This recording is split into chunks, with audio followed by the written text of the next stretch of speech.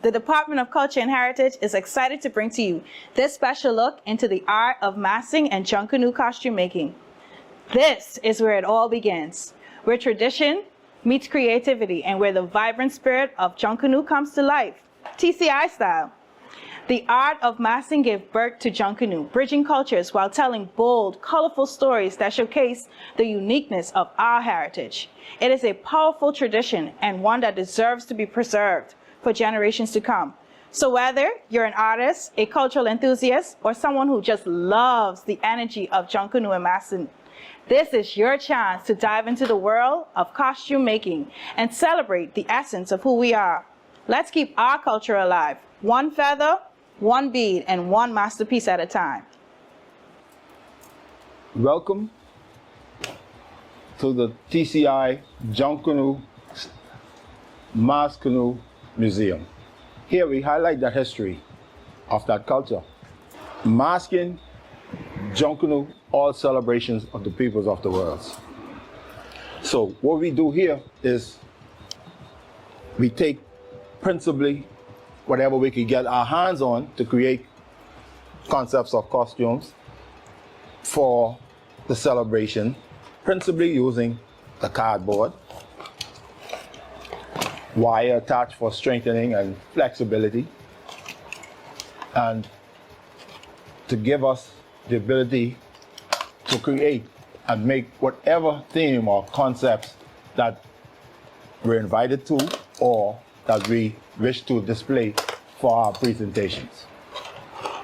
Examples, as you can see here, a theme chosen for the shoulder piece,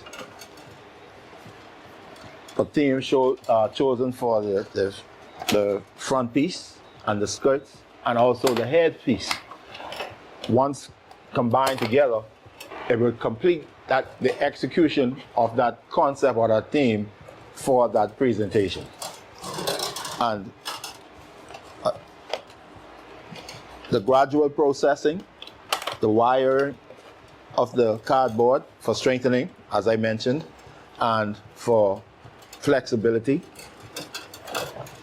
And also, we're going to show you, I'm going to kind of preempt it a bit. That same cardboard with the wires and the taping attached, decorated, crepe paper, glitter, gems, felt, anything to create a beautiful look or to complete the presentation is what we would use. And we have that word, Junkanoo. Anything, junk made new. And this is the principal process of costuming for that parade. The celebration of Junkanoo / Maskanoo, it is a celebration of the communities. It's a celebration of all the peoples merged together, highlighting the various concepts of their presentations, whether it be from a particular district or a particular religion or a particular group of people. That presentation is what is displayed and highlighted during that Maskanoo parade or that Junkanoo rush. Junkanoo is the end result of the original concept of masking. Masking is a celebration that was exercised here in Turks and Caicos Islands, a celebration of freedom. 1859 is when it's archived to have started here in Turks and Caicos Islands. Turks and Caicos Islanders seeking better way of life or more monies migrated north, principally into the Bahamas. And along with their travels, they took the history of Turks and Caicos Islands, masking. They took that culture of Turks and Caicos Islands, masking, into the Bahamas. masking, rake and scrape is what Turks and Caicos Islanders had. Is what Turks and Caicos Islanders traveled with, and is what Turks and Caicos Islanders move with. The salt rakers moved from here with the salt industry into the Bahamas, carried that history, carried that culture, and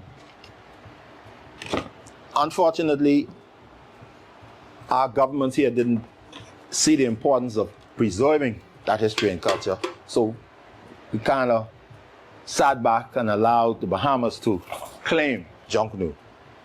But that original concept of masking was set aside. And it was set aside principally because of the Turks and Caicos Islanders. Never ever have the Turks and Caicos Islanders turned their backs on masking. And up to this day, it's a very important and very intricate part of our history and our culture, masking here in Turks and Caicos Islands. Once I make the pattern, I would trace it out onto cardboard, cutting it out. Once already cut out, I would add wire just for strengthening, so you could basically fold the cardboard and make it do whatever you wanted to do. Cover it with some tape to hold it in place. But one crucial step you gotta use is the contact cement. Contact cement actually fuses everything together. You don't have to worry about your costume just falling apart while you're parading or dancing down the street. Contact cement is a very dense glue, and it actually sticks within itself.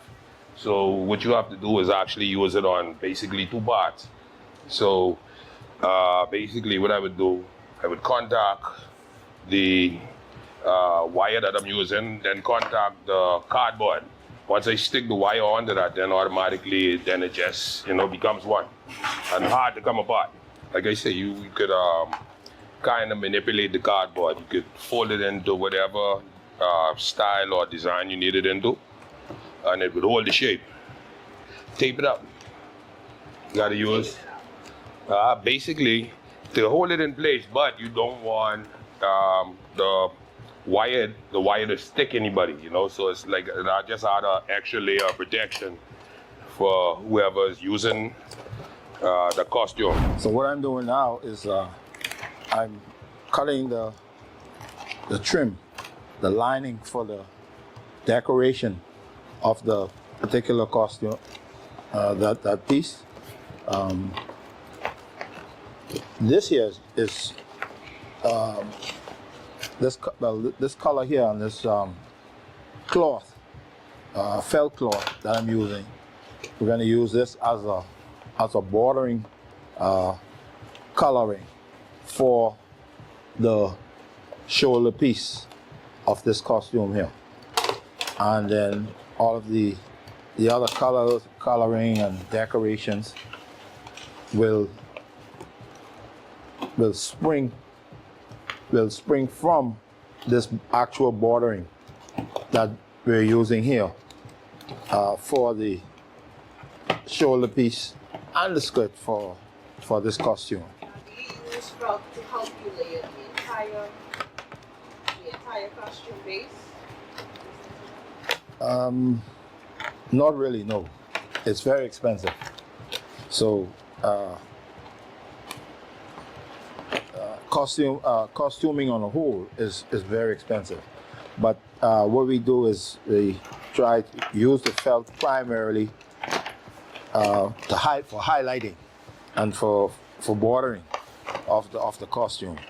And then what we would do is add tissue paper or crepe paper, which is a cheaper method and a cheaper way of coloring the actual costume. Rather, or of course you could use paint or as well. So How do you not make the cardboard look like cardboard. Using felt, crepe, and paint. And tricks for beautification. As I showed you just a little while ago. Cardboard. Boarded trim with that same felt. In here, coloring, crepe paper. There's the crepe. Crepe paper, it comes in sheets, various colors, and then you can cut it small or you can cut it broad, and then you come behind with tricks and beads of different colors and stuff to decorate it and really make it look alive and beautify that cardboard and make it something special. The paint is used as a backdrop for the actual costume, which would give the actual decorating or the decorations of that costume the ability to really come alive and to really be seen along once implanted with the background that we put in with the paint. A lot of our young men have who started with us, they're now full-fledged musicians. They play. They were able to master their skills and they work as entertainers because of what they've been able to garnish while being a part of what we do here, this history and this culture. In addition to that, in addition to us teaching history and culture, we also teach discipline, self-respect, manliness, everything that tends towards true Christian manliness is what we're about in our efforts in Massin / Junkanoo. True Christian manliness. That's the principle that we govern ourselves by and that we spread among especially our young people here within. To be a part of this here, you have to be a good follower, and you have to have discipline, self-respect, and manliness, and that is what we strive on here, and that's the reason why we've been so successful, and that's the reason why so many families entrust their children and their young people to us because of what we do and because of what we offer here within our Junkanoo parade, our Junkanoo band. Why I did that just so it could actually attach to the band, to the waistband itself. You know, and then what happened, I get angle it. It doesn't have to just be completely flat. So by the time I already put this together, it'll actually have some kind of dimensions to it. Just wouldn't be a little flat waist piece. With Junkanoo too, by rushing, you produce a lot of sweat. You know, so you don't want something that you cannot actually parade with, or something that fall apart with you. Not only that, In between. In order to make it work, right? Because the bands will actually vary from size to size. So something? I will actually make the adjustment according from front to the back. So the back will just overlap in some cases more than others.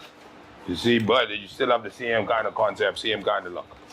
So for a smaller person, you know, the back piece will look a little smaller because you will actually have to bring it over on both sides more. But like with this one, you know, it just kind of stretch out, start from so directly in. With my small waist, right? Right. And you layer in the cardboard on top of each other.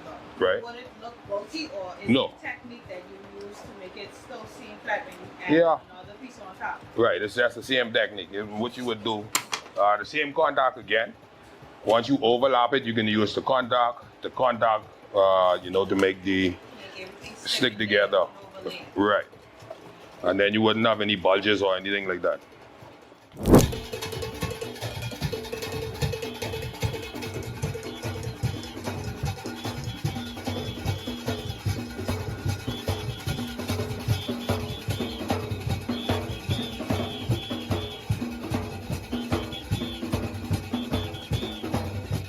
The same piece that I was taping up, that's just the front piece for the skirt.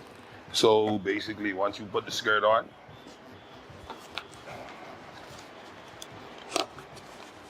and you would be able to, you know, put a piece in front. Boom, that's your complete skirt. Only thing now, time for decoration.